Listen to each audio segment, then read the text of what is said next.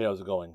So, building on the last couple of social media posts where I talk about business friction and how ChatGPT can be used to reduce that, I wanted to give you a quick demonstration of how I use ChatGPT to improve my work productivity in the office and how my team has used it previously. So, as you can see before you, you've got ChatGPT on the right side. I'm going to ask ChatGPT to do a couple things, well, six things. I'm going to ask it to do a memo on the law of limitations when it comes to Ontario, a letter to the Superior Court seeking the availability for a case conference, correspondence to the Court of Appeal about providing a motion record to extend time of perfection, a letter to opposing counsel demanding an affidavit of documents, and corresponds to a client explaining the purpose of examination for discoveries, a wrongful dismissal claim, and a plaintiff's factum moving for summary judgment for an unpaid contract. So it sounds like a lot of work, but you can see that there's a little timer that's up there. We're going to see how long I can use ChatGPT to do all of these tasks. And the goal here is to show that using ChatGPT, how it could take something that could take an hour or two and compress it into the span of minutes. Now, just as a caveat, I'm using the so-called free version of ChatGPT, which is ChatGPT 3.5. And um, the other caveat is that what's going to be output by ChatGPT, it's not the actual final output. I use it as a first draft type of thing. But I simply am using this just as a demonstration to show the strengths and weaknesses of ChatGPT. So, without further ado, let's start the timer and let's see how long it takes. So, the first task is a memo on the law of limitations and the when limitation period starts in Ontario. So, please write a memo on the law of limitations. So, let's see what ChatGPT does here. And again, these are example memos, but it starts off with the particulars, the date, and there you go.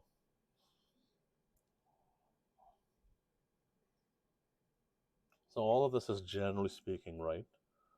Talks about the ultimate limitation period, which is great. So by and large, it's not too bad. It's something that maybe a law student can generate on their first try. Um, Obviously, the Limitations Act is a little bit more comprehensive, but generally speaking, this is what you can be expected, right? And that took maybe 20 seconds. Let's now do a letter to the Superior Court.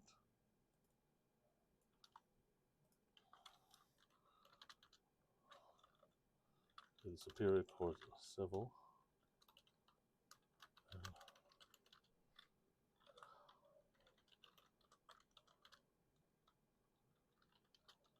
Let's see how long this will take. So it's 119.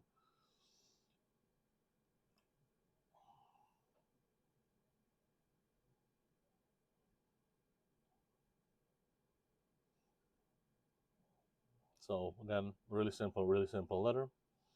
It's not bad as a first draft, right? So we're less than 2 minutes in, and we've already finished 70% of two tasks.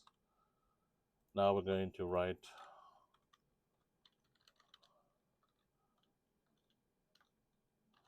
also ask what else is needed. So we're going to write correspondence to the Court of Appeal, providing a motion record to extend time for perfection.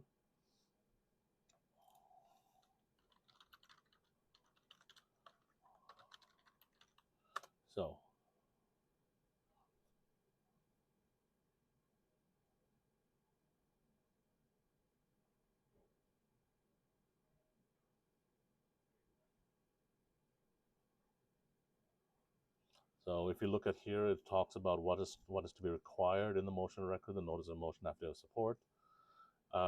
So again, it's not a bad initial letter to be writing here. So now we're going to draft a letter demanding an affidavit of documents. Letter demanding an affidavit of documents from opposing counsel. Please include a deadline.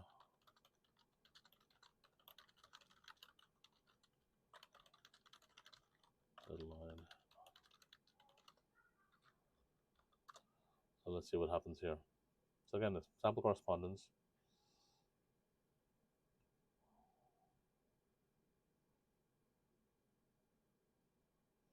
And it's not a bad initial letter, right?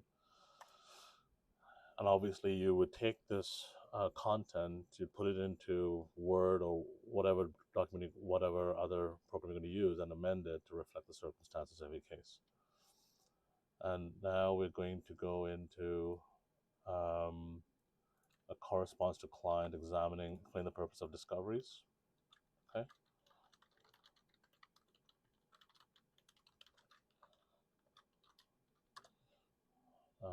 Let's see what it creates here.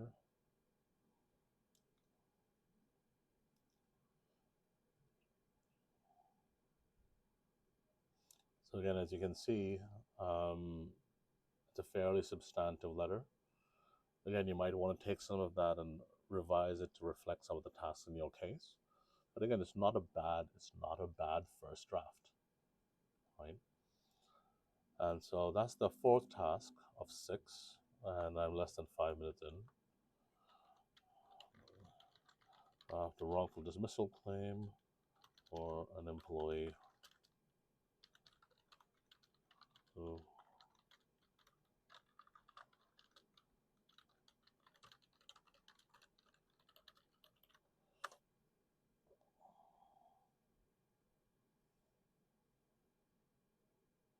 so again, now I here if you look at the pleadings, this I find that ChatGPT, or this version of ChatGPT, isn't as good when it comes to drafting court documents.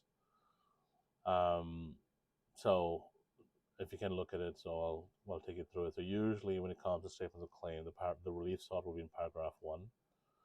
But here, I mean, they've got the particulars here. They've got when it was terminated.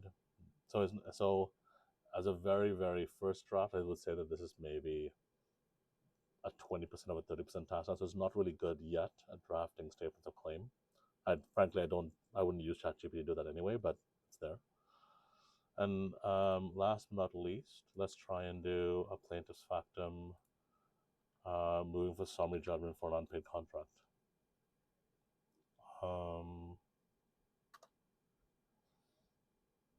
So there you go. So it's off to the races again.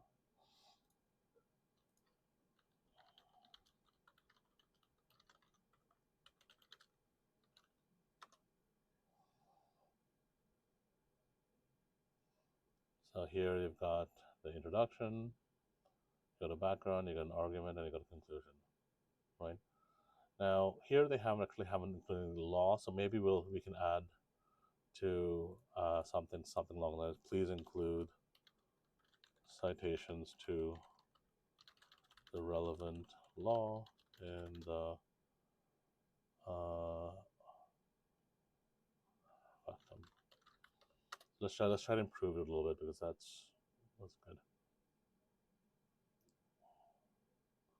So let's see if it'll catch the relevant law. So the rules of procedures, that's good.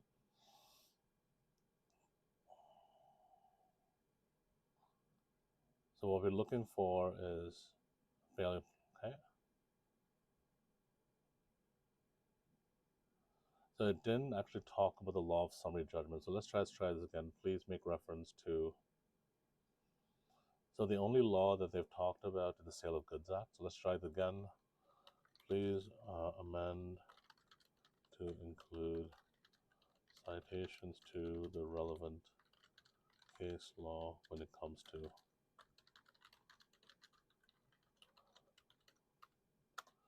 Let's see if this works.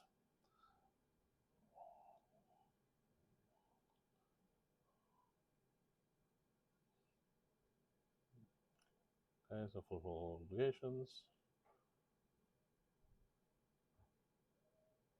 So you got the Sale of Goods Act here. And it's also cited Herniak Malton. And again, this is meant, I'm not saying that this is going to be the final draft, but it gives you something to work off. And to the extent that it lessens the amount of time taken to get the final product, it lessens the business friction. There's value in ChatGPT. So there's lots of other use cases here. I actually generally use ChatGPT 4, which, and the output of ChatGPT 4 is just so much better than this. But I just wanted to show this just to illustrate. So it's less than 8 minutes. So taken 8 minutes and 11 seconds to do seven tasks, which probably would have taken at least 15 to 20, maybe half an hour to do. And if you're a busy lawyer like I am, or any frankly any busy professional, this is how transformative it could be. And it certainly got a lot of implications when it comes to hiring, when it comes to training. Still working through that, but I hope that um, this video just demonstrates the power of ChatGPT. It's certainly become an invaluable tool for me, both as a commercial lawyer and litigator, but also business owner. Um, and hopefully that you now have a better understanding of how to integrate these types of um, initiatives or this type of prompt into your own workflow. In any case, thanks for watching. Talk soon. Cheers.